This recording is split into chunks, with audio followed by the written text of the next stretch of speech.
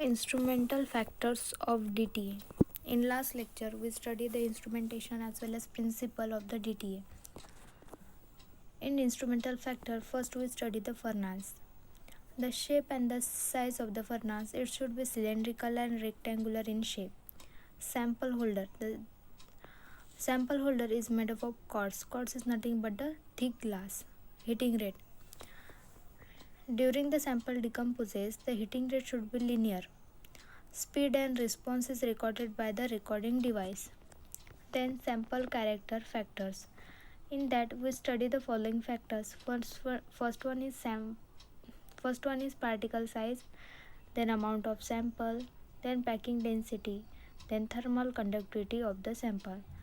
Particle size. We all know that when the sample decomposes, the sample particle must have the smaller in size. Then amount of sample.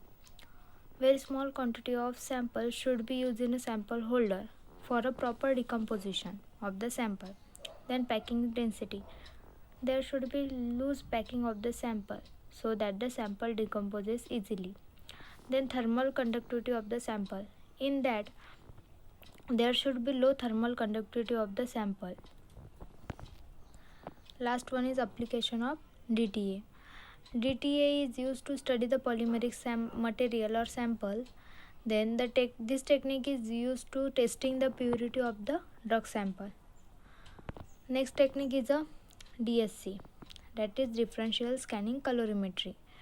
In that we study the following factors. First one is principle of DSC, then instrumentation of DSC.